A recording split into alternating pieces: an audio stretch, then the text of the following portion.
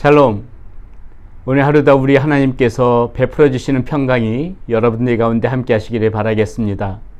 오늘 우리가 함께 나눌 말씀은 요한일서 4장 1절에서부터 12절까지 말씀입니다.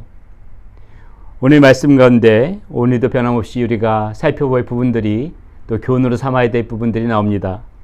첫 번째로요, 우리는 영을 잘 분별하는 그러한 그리스도인이 되어야 되겠다는 것입니다. 오늘 말씀 가운데서도 1절에서부터 3절에 걸쳐서 이렇게 말씀이 나옵니다.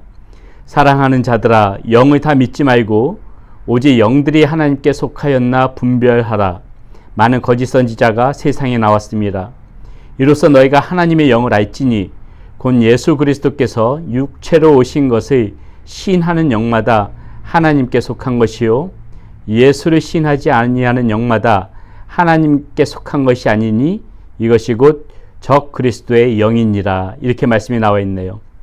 우리가 하나님의 영을 바로 분별해야 되는데 그 기준이 무엇이냐면은 예수님께서 이 땅 가운데 육체로 오시는 것을 시인하는 것이라고 오늘 사도 요한은 우리에게 이야기해 주고 있습니다.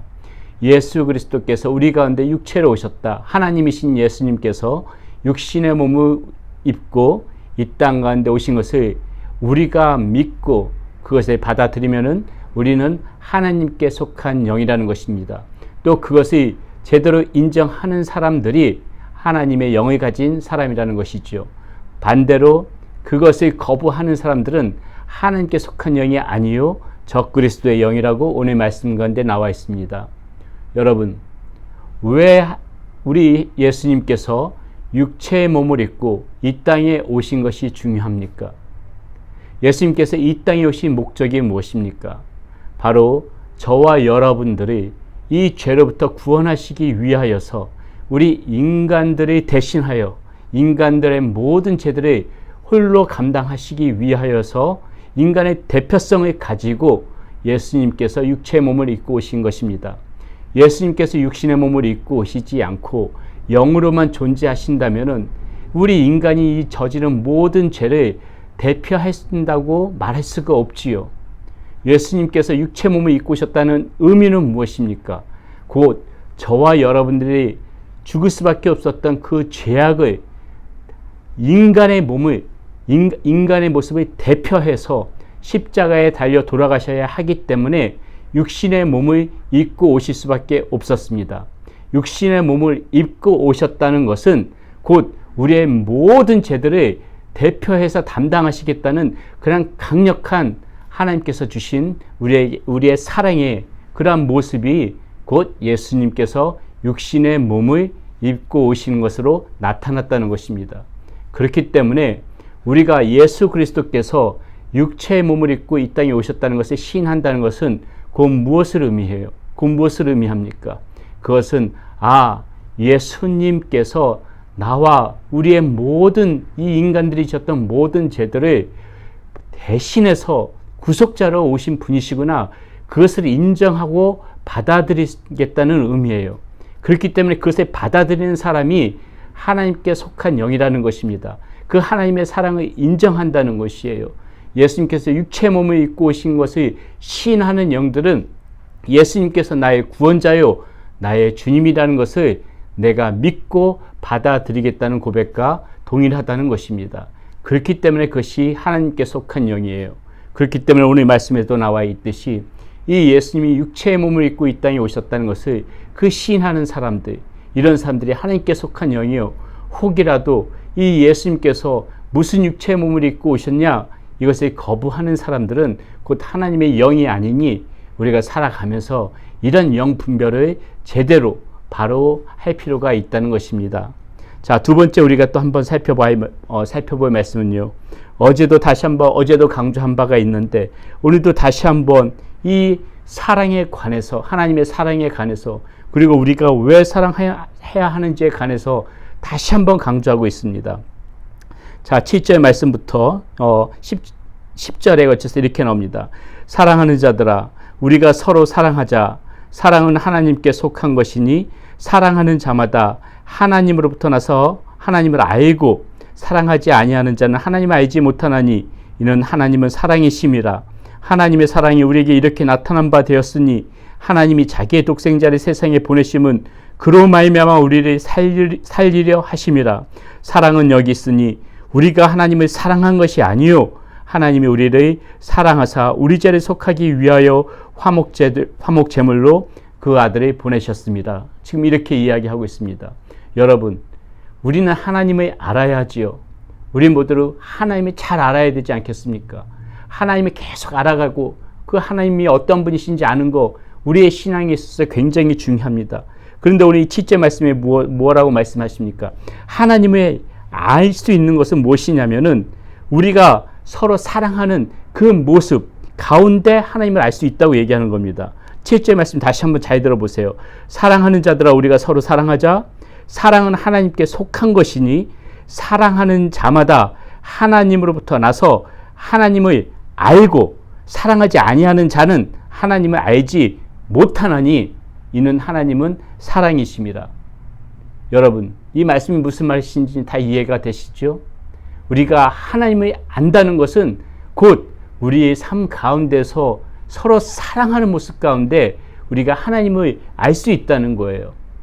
우리가 정말 하나님을 안다는 것은 하나님께서 주신 그 마음대로 열심히 서로 간에 그 사랑을 표현할 때, 그 사랑의 행위로 나타낼 때, 그때 우리는 비로소 하나님을 아는 사람들로서 살아가고 있다는 것입니다. 사랑하지 않는 자는 하나님을 알지 못하는 거래요. 우리의 마음 가운데 사랑이 없으면은 우리는 아직까지 하나님을 알지 못하는 겁니다. 하나님은 사랑이시기 때문에 우리가 제대로 된 하나님의 자녀들이라면은 우리는 반드시 이렇게 서로 사랑할 줄 알아야 되는 거예요.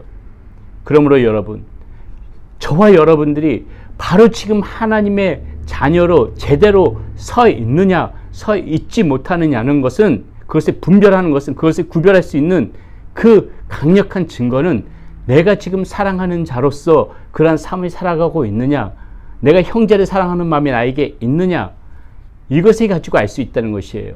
나의 마음 가운데 사랑하는 마음이 있으면은 내가 지금 하나님을 제대로 알아가고 있는 것이고, 내 마음 가운데 사랑이 없으면은 우리는 아직 하나님을 제대로 알지 못하는 거예요.